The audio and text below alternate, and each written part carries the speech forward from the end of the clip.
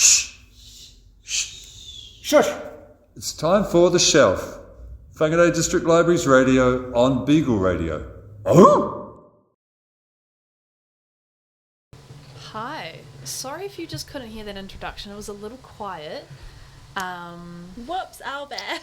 Whoops, but welcome to The Shelf, a Whangarei District Libraries radio show on Beagle 88.1 FM. Thank you for tuning in. I'm Karlie and I'm here with Zahna. Hi, everybody. And we're librarians at the Whangarei District Libraries, and welcome back to The Shelf for 2025, our first episode of the year. Yay! It's very exciting. This year is the year of the snake. Here we are at the beginning of 2025. Is everyone shedding their old skin and feeling inspired to transform? Because that's what the snake is all about. And I would know because I was born 2001. I'm the year of the snake. Karlie is the year of the rooster, I believe. The rooster, which characteristics I don't know, but it might be like very confident, very loud, like ready to express, I think. So the Chinese New Year is something that I now look forward to, like with the other New Years around the year, like Matariki, because they feel like renewal points to me, and it's times of the year where I can reflect on what I've done and what I want to do next. So yeah, it's just nice. Encourage you, go check out your Chinese astrology. We've got lots of books in the library about it for kids or for adults if you want to get deeper, and just see if you relate to those personality traits, lucky numbers, this sort of thing. Yeah. Good opportunity in the new year to sort of, look at that kind of things and make a fresh start, and awesome. And we've got a little display in the library. So it's a system that's been around for like forever, since 221 BCE apparently, though the sources are a little unclear. Though we find it was firmly established by the latter half of the Han Dynasty. So, just something so ancient that you can get involved with. And if anyone went out there and celebrated, and there was the Lantern Fest on Auckland, which I haven't been to since I was a kid, but all these little things just to get involved with different cultures and how they celebrate their New Year's. It's awesome. Awesome, cool. Yeah. Well, coming up on the show, we're going to talk a little bit about romance. And Karlie and I are very into romance genre. Yeah, we're romance readers. Yep, and we bonded over this, and we've shared some books with each other and recommended authors, and Karlie's going to talk a bit about the history, and then we're going to tell you about our favourites, and we've also got a special guest coming on to the show. Yes, so in the second half of the show you can look forward to that. In the meantime, because it is Valentine's Day week, I guess we could talk about romance now, genres. Okay. So, I got a little bit of a history about the romance genre. So, for some reason, we find that the romance genre gets scoffed at a little bit. It's a little bit underappreciated by some people, despite being like really fun and engaging and sometimes exciting kind of reads. There's subcategories like historical romance and romantic suspense, like there's mysteries within the romantic genre. And what I love about the romance genre is that they primarily, but not exclusively, feature women's stories at the centre and at the heart of the stories. That's true. And often they're books like by women for women, not like primarily, not exclusively, and they help validate the female experience and point of view and things like that. So maybe it's like written off as less than because of, I don't know, that reason, maybe. But despite of that, it's like one of, if not the most popular genre in the world. So in any case, like we librarians always like to say, read what you want. All reading's good reading. Romance is good reading. And there's not just like, there's all different perspectives represented in the genre as well. Like we've got LGBTQ plus romances, and they can be found with rainbow stickers in our library, by the way, on the spine, to make them easy to find. And yeah, so they encompass a range of perspectives other than like the traditional, point of view. And in this day and age, it's reassuring to know that these books have like a guaranteed happy ending. Yeah. Because isn't that nice in today's world? It keeps you so happy. It does. Yeah, and it's kind of aspirational in a way. Yeah. So the romance genre was still new when people like Jane Austen were writing, which is funny to think about, like the kind of gender roles and division that was happening in her time. She sort of paved the way in a lot of ways with her writing, because like even in the 19th century, like writing a complex heroine who was basically like in Pride and Prejudice, she's basically treated as an equal to her male peers. In some ways, not always. It was like a powerful thing to give women readers. Right. So yeah. But yeah, the romance genre is the best. It is the best. We're so absorbed with it at the moment. I've slowly teetered back into having a more variety of what's on my bedside table right now, but which definitely is good. Read widely if you can. Read widely. Don't disregard romance as like an authentic genre. Is basically what we're trying to say. They're so nice because like if you're into it, you just read it so quickly and you're so absorbed and in a lot of ways it's like putting on a cute movie kind of thing. That kind of satisfying, reassuring read a lot of the time. Yeah. Unless you're reading like a dark, like mysterious romance. Which do exist. Yeah. They do. I kind of dip into like, I found all these subgenres now. There's like modern romance, there's like even suburban, maybe that's suburban fantasy, but there's like romantasy and there's all these little splits of the genre that's going on. But I particularly like reading historical romance, and you learn a lot about history that way, like in a really accessible way, just by reading about their lives, the fictional characters. So I don't think I've ever read a historical well, I might have some recommendations for you when we get up to that point. Yeah. Awesome. Yeah, cool. So what are your faves? My faves? Well, we could start because I see on your page is The Hating Game. So that was something that I think you just recommended me because of what I told you. I was reading romance at the time. And then I went and got this book by Sally Thorne, which we have in the library. And it was just one of those like easy reads and keeps you really enticed. Kind of an office romance. The banter. Bantering. It's so good. Two people that go from that like hate to love journey. I really liked it. Me too. I love that one. I've read that a few times. It's a comfort read for me. But that one, I feel like Sally Thorne and sort of her peers, like I like that millennial kind of, I don't know, way of writing that's quite a little bit sassy and funny and definitely sassy. I love the sassiness from female protagonists so funny. Always. So cool. Are they called protagonists when they're in books? Because I learned that in school. Protagonist was like movies. It's also books, right? Yes, yeah. Protagonists. Cool. For everyone else who did not know that, for sure. So what else have I got? I've got The Hating Game. Then I went on to Ellie Hazelwood, which I've always mentioned. Just going through her books a bit. And she's got a new one coming out, and you can put it on hold because we've got it on order at the library.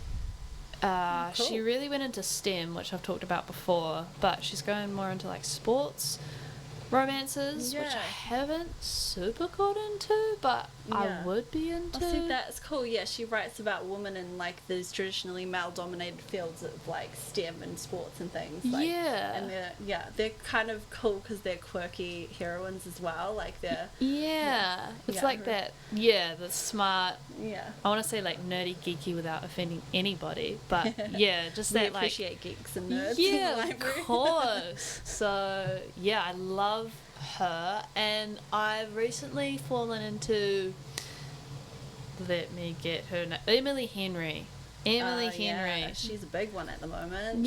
So I went to she did Funny Story, which she's big four. I went into Beach Read first, and I'm going to say that's my favourite.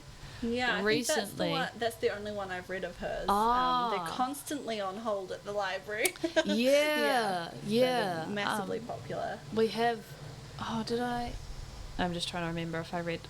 I read the large print version of Funny Story, which is super nice because at night when I'm really tired, and then you can just read this big script and you don't have to like squint your eyes. Yeah, I'm the same way, but with my e-reader. I like the big script. I don't like the big light on. I like the e-reader on dim lighting. Nice. I haven't got into e-readers yet, but Emily Henry, definitely. She's got this super cool website which I just found today, and it's like all pop colors, and it gives you bonus content. So Beach Read, there's an epilogue that she wrote and like a little extra bit. So if you finish that book and you're like, oh, I wanted more, she's got a bit of that on there. She does lots of like frequently asked questions, like talks with her fans a lot or readers a lot. And then she had someone asked this one question which I thought was really cool and just really relevant for people out there. They asked, can you give me some writing tips? And I just wanted to read a little bit of a reply because I think it's, super nice. We've got a lot of writers in Whangarei and Northland and really amazing writers. And so here are some writing tips. So she said, there are 3 tips that are my mainstays. As far as how to develop your writing, there really is no shortcut. To be a good writer, you should read as much as possible, which is something Karlie and I both do. Read things you like, read things you hate, which was interesting. I'm like, okay. Out of your comfort zone. Yeah, and try to figure out what makes the difference. After that, you write. And even if you hate what you're making, even if you doubt yourself, you write as much as you can, and you watch the gap between your taste and ability shrink. At first, a lot of us are prone to imitating the writers we admire, but as you write more, you'll discover your own voice, so give yourself time. I'm a huge believer in finishing things. For many writers, starting a project is the fun, exciting part, but as we get further along, plots come undone, threads tangle, and fear sets in.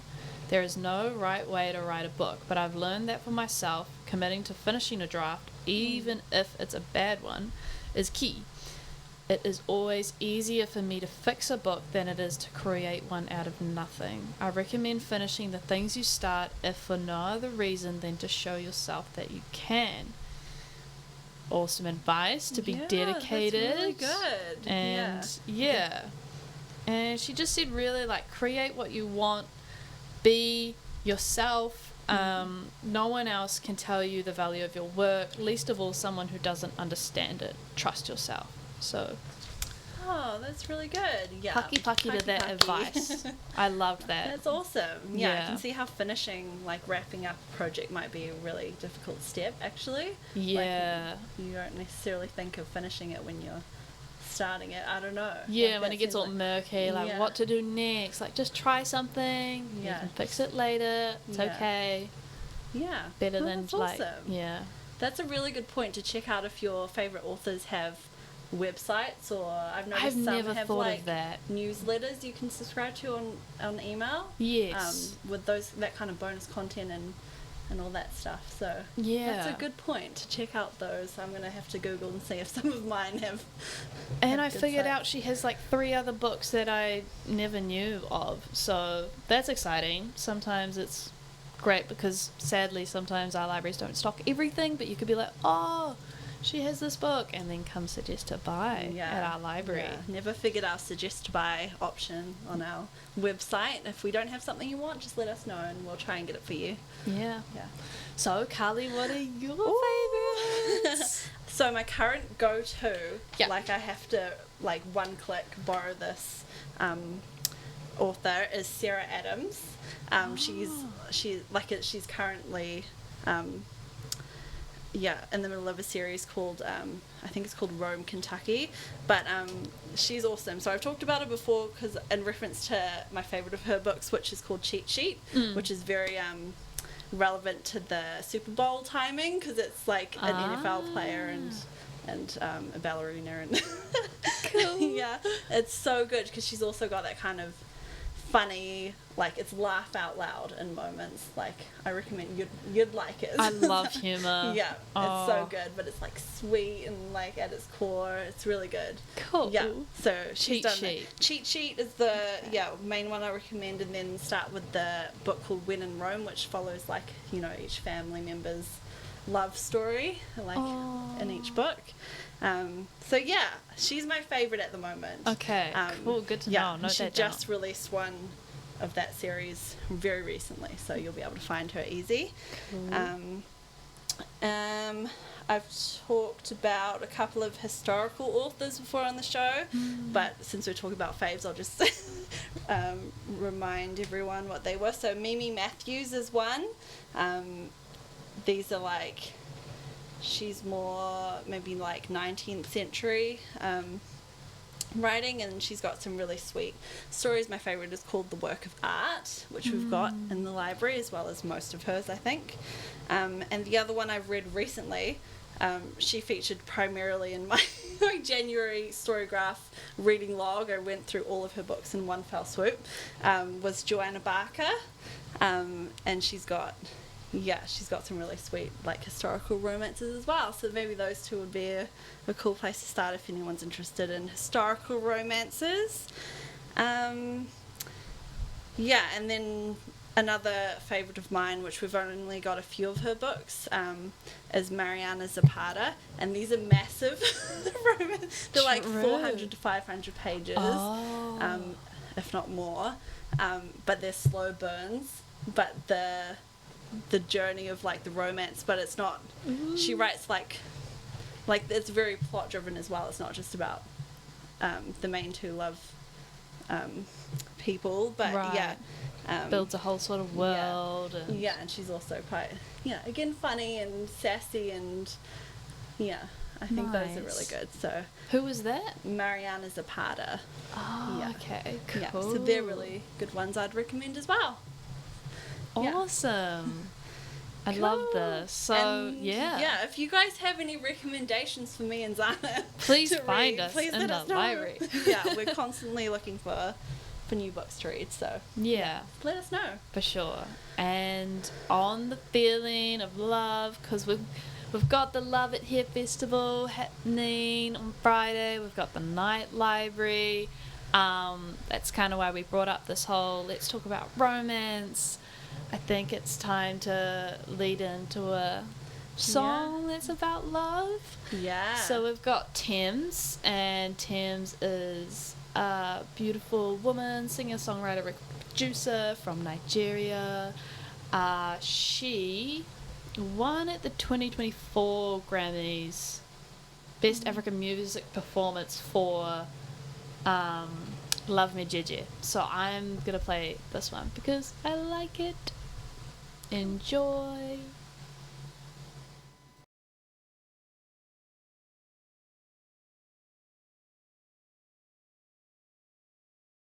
Cool. So that was Love Me Jeje by Thames. And I hope you enjoyed it. Now we have someone new in the studio. Please introduce yourself. Kia ora koutou, this is Verena here. And yes, I'm working with the library together with Patricia, one of my friends and my colleagues, to produce the Night Library. Yay! Yeah, thank you for being here, and thank you for co-organising and organising with us the Night Library. We're so excited. Karlie and I are both going to be there, along with LJ and no, LJ's not coming. So we've collaborated with you on a number of things. Yes, so this is not the first library event that I've started. What have we done? We've done through volunteering in Northland. We've done a few things with you. I organized the Human Library. I think that was my first event with the library. Then yes, I'm also I work for Volunteering Northland as Community Connections Coordinator, and through that we've done the volunteer fair in the library twice now. I'm running Dragons in the Library, which is Dungeons and Dragons in the library. So for everyone out there who wants to learn how to play nerdy fantasy games, that's the event to go to. And what else? We've recently had a youth CV, Write Your CV event. That's cool. That has been run by my youth group, actually. We do have a youth volunteer action group, and they wanted to support their peers writing CVs. And getting their first CVs ready for their summer jobs. And the library has always been such an accommodating and wonderful place and has welcomed us in to run these events for the community.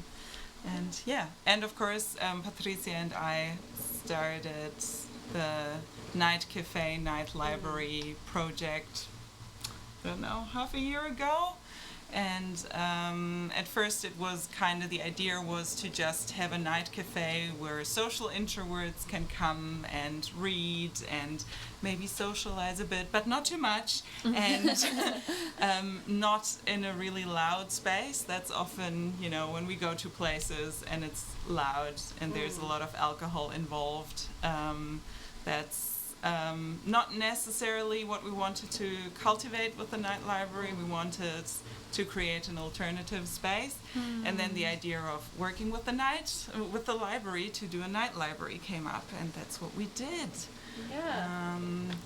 Because obviously the library is a perfect space at night and anytime, 24/7 really, but you do have opening times. We have to respect this. It's been awesome, and I think that our round one of the night library was pretty fantastic, so we're looking forward to doing another one. I'm very excited. I'm very excited. What kind of activities do we have planned for this time, Yes, so I brought a plan here for us, a map on the layout. We've got storytelling in the children's corner, in the children's area, but it will be all kinds of storytelling, short story readings, a bedtime story, right before 9 o'clock, before we close. We, of course, have the cafe open, and some live music playing. So Oshin will be playing for us, which is awesome. Thank you, Zahna, for organizing that. Lovely local musicians. Yes, exactly. We've got a book lovers table in the cafe. So that's supposed to be a social space where people can talk about their favorite books and just, share their enthusiasm for reading. We've got the blind date with a book. Yes. Do you want to quickly explain that, maybe? Yeah, Karlie, LJ and I have been wrapping up our favorite books or books that we feel are something that relates to love in the sense, whether it's loving yourself, loving someone else, loving your family, friends, language, culture, land, and we've been hiding them away in little wrapping paper and writing little secrets on them so you can get a taste of what's inside. And so you bring the book to us at the front desk and take it home, and it's a surprise for you when you unwrap it, and you just get to have a little surprise and read the book and then come back and tell us if you liked it. We did this on the first night library as well, and it was a big hit. We only had a few left over at the end of the night, so we kept it going over the weekend. They were all gone. We've got some really good feedback about that because you guys loved it, so we'll do that again. Yes. That was really amazing. So, and then we have the love letters to the library, which is because it's Valentine's Day. You can tell us how much you love the library and if you have had any amazing special experiences in the library and what the library means to you. Oh, that's awesome. We're particularly looking forward to that one. As librarians. And then we have some board games that you can just grab and play. We've got book tours. Melanie is doing some book tours for us. Do you quickly want to talk about that? Well, if you came last time, LJ did the book tours. It was a taster of just what's around the library and learning a bit in depth of the different collections we have. Milani's going to be taking it this time. there'll be a book tour you can take downstairs or a book tour you can take upstairs, or feel free to take them both. And yeah, you just get to learn a bit of history or a little bit behind the scenes what the librarians do, how they take care of the collections, and maybe you'll find for yourself a new nook of the library that you're interested in and fall in love with. Yeah, I'm pretty sure that Melani's going to ask her fellow collections librarians, like recommendations or like new books or ones to look out for in each section. So that'll be good to get a very special. Advice that way. Cool. Yeah. And then we'll also have the Hikakano's showcase. Yes. Do you want to introduce that? Yeah, so Hikakano is our new library of things, which is going strongly from the start. So basically it's a bunch of borrowable items like tech gadgets, instruments, like there's a sewing machine, games. And language. Yeah, bilingual cards, games and... Yeah, robot it's a range of things. Yeah. And it's so cool you can borrow them for 2 weeks at a time for free. Something different than just taking books home from the library. Yeah. And it's a good educational thing to take advantage of if you can. So we'll showcase those items at the Night Library. Yeah, and we'll have an experienced sewer there who can show you how to use the sewing machine as well. So very handy. Yes. And then we've got storytelling or short story reading. So we've got Deborah Jowett, Cheryl Clark, and Sarah Crane to read their short stories from the, I think, Flash Fiction competition. And a few others that they've written. And then we'll do a bedtime story reading, as already mentioned. And then we've got the microwave. The giant microwave. Right, the microwave outside the library, in the library bus. Oh, Yes. cool. Yes. Yeah, so last time we had the Night Library, on that same night what was that festival? It was like the light up. Yeah, we'll light it up. Light the City. Light the City. It was Fringe. At the basin. So our library bus went there to do the microwave, and everyone left at the library was like, we wanted to, have a little rave on the library bus. So maybe we'll sneak away. Looks really fun. 5 minutes. Yeah. Microwave, literally. Yeah, that'll be cool. Yeah, and that's only what's happening on the ground floor. And of course, we have the whole Love It Here festival around us. Yes. So there will be lots of other food stalls. The circus will be there. Beagle Radio, of course, will be there with a few DJs. And other artists will play and sing and dance and perform belly dancing, hula. Awesome. And then, of course, we have our first floor where we have an interactive art space. So Ellen Squires and Patricia Santos have organized that. We will have a typewriter, and you can write love letters on the typewriter or just general love letters to anyone you want to write love letters to, or just letters of appreciation. It's not exclusive to romantic relationships. We'll do the postcard tiny story competition again. So for anyone who was there last time, Ellen has printed out some postcards with his artworks.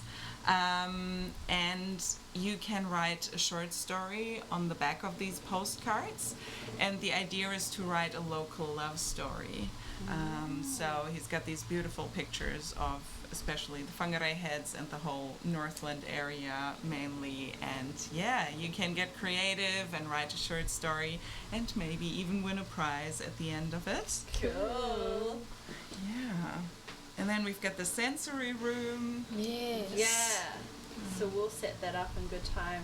Well, we've got to do that tomorrow. But and that's really cool because we've got what do we have? We have blankets, we have cool lighting, fidget toys, just if you need that space to just go and have a moment quiet. or a long moment and just enjoy that space.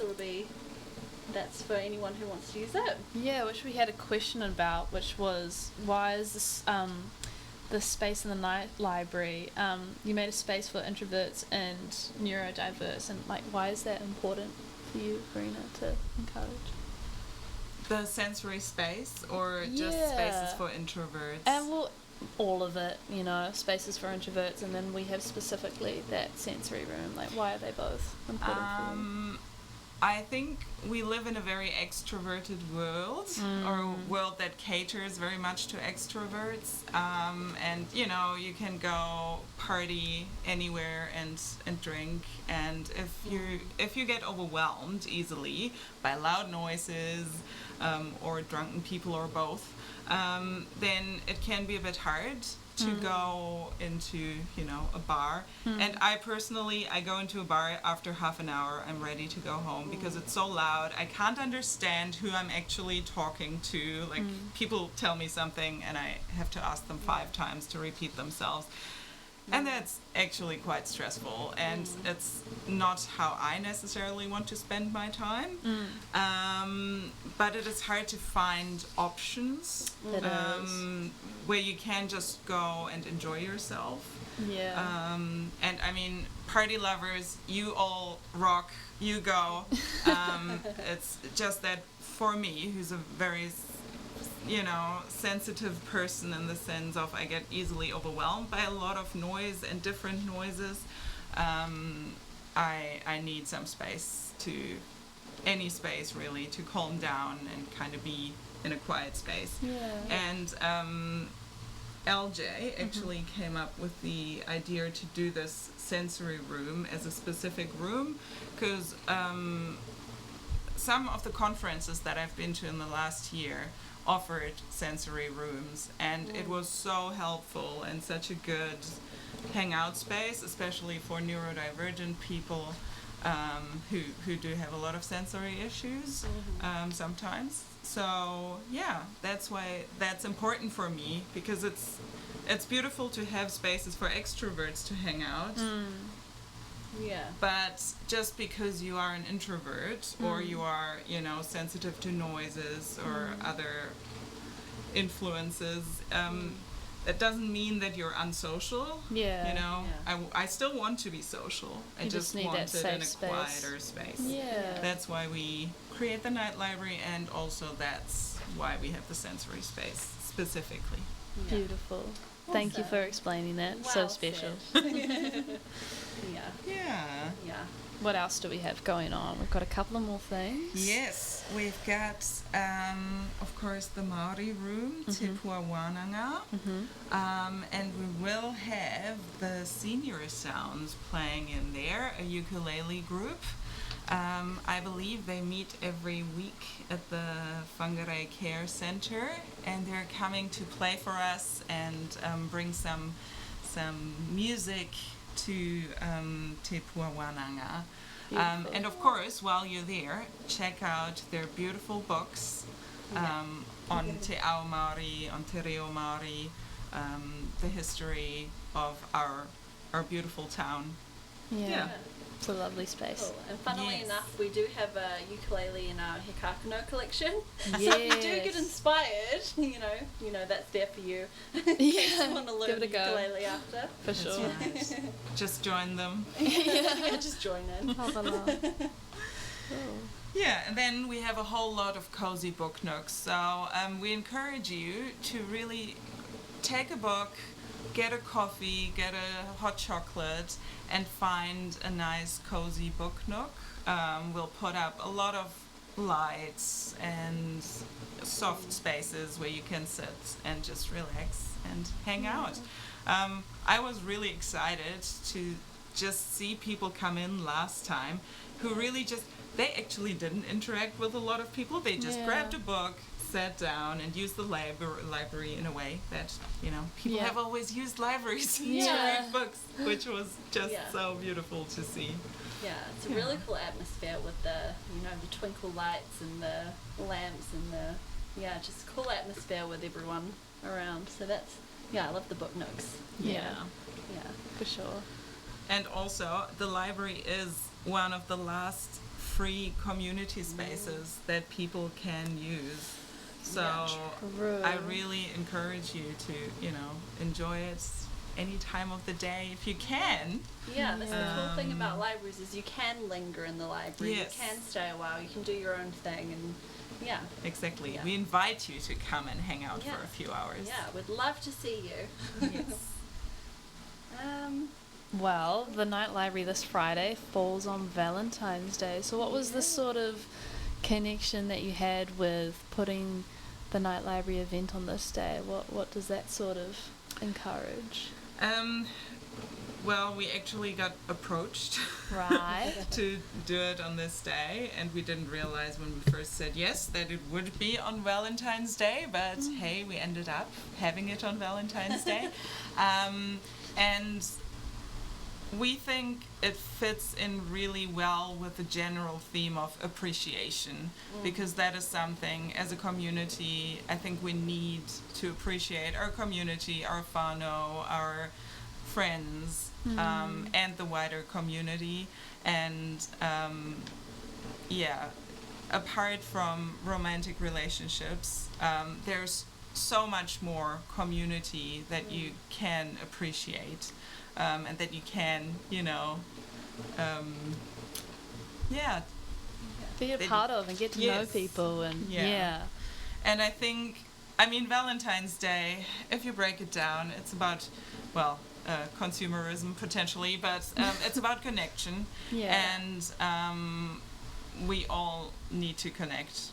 It's just how that is with us humans. And which better space than the library? And so we'll promote that a bit. Yeah, and it's great to have a variety of things to do, like connect with your book nooks, or connect with your board games, or connect with writing that little appreciation love letter, or connect with someone new. Please come and smile at all of us, and we'll say Yes. hi to Love you that. back. And if you're feeling kind of left out on Valentine's Day, just come along to the library. Like, you don't have to, like you say, it's not all about consumerism. You don't have to spend a thing at the library other than your time. So yeah, that'll be good. Yeah. Okay. Oh, here's a funny question. What makes Whangarei Libraries so fun to collaborate with? Because we've done so much with you. Yes, that is true.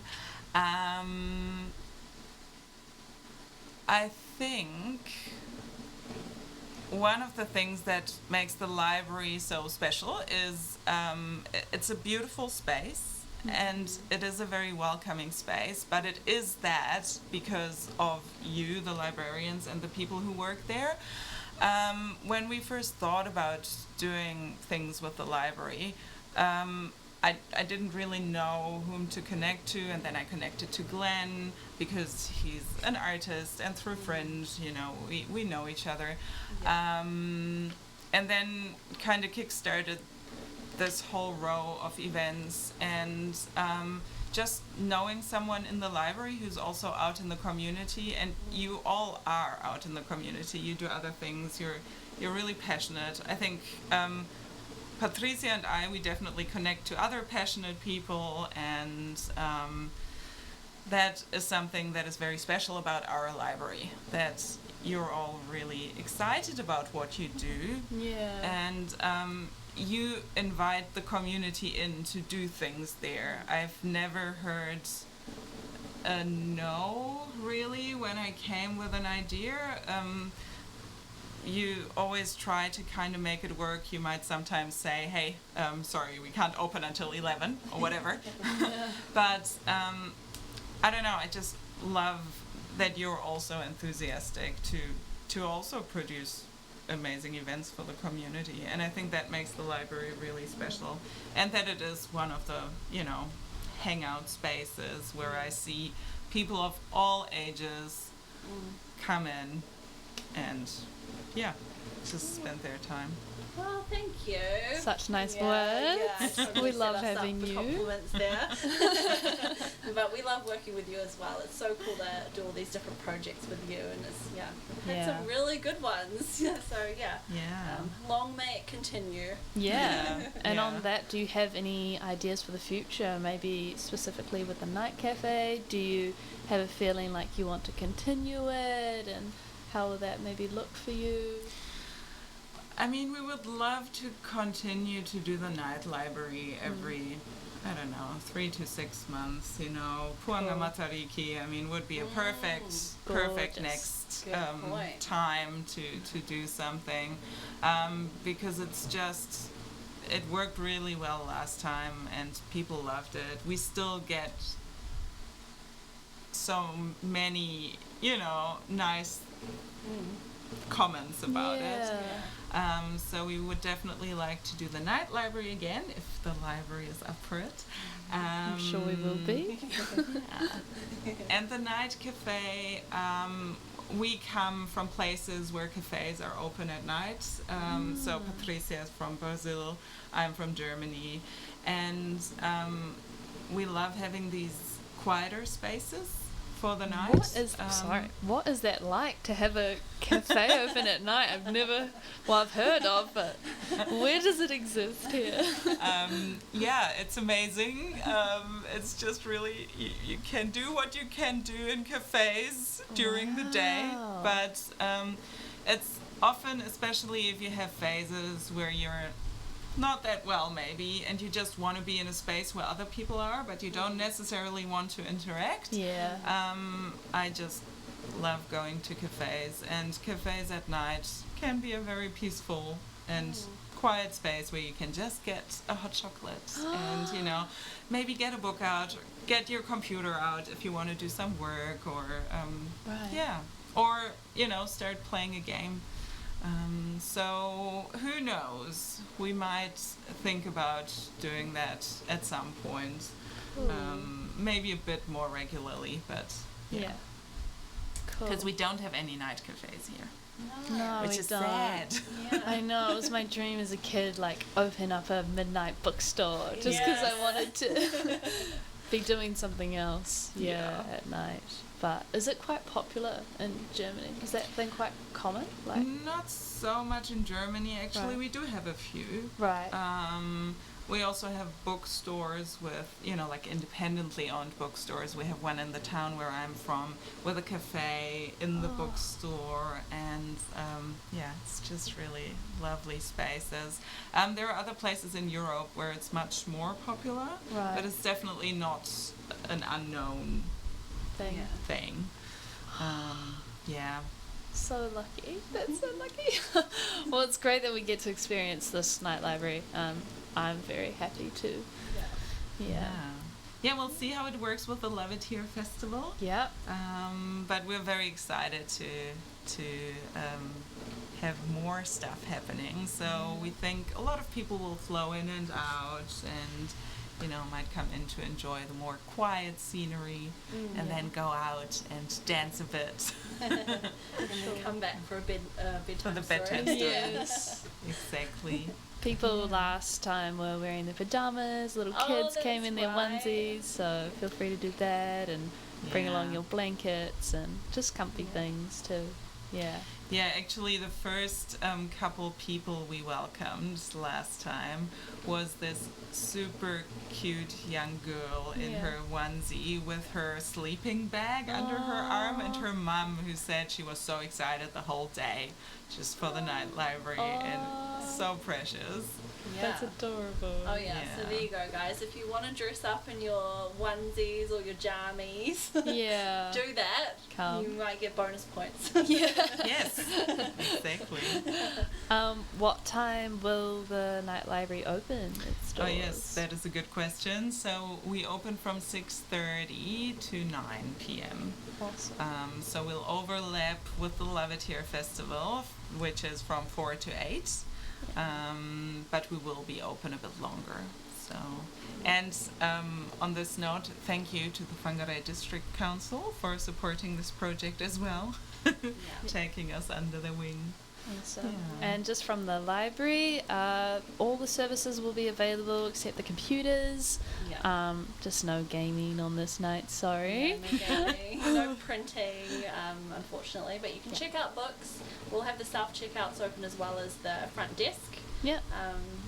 And everything else will be available. So it'll be a busy, fun night. Come along. Enjoy it all. Cool. Should we say thank you? Thank you so much, Verena, for coming in. Well, thank you. Yeah. It's just amazing to have you in the library and just the whole library space. And we just really appreciate it so much. I think we wouldn't have thought it's even possible to do events in the library because we always just thought the library is a space where you can, just come in, and maybe there are a few groups that, like the Lego group you have, and all the drop-ins. Actually, you've done a lot in the last year. So much. There's so much going on.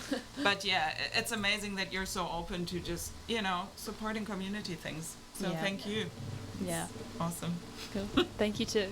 We will now move into a song. It's called Candela. It's by Buena Vista Social Club. And they are Cuban musicians formed in 1996. So this is a lovely song. I don't know where I found it, but we'll have a little listen.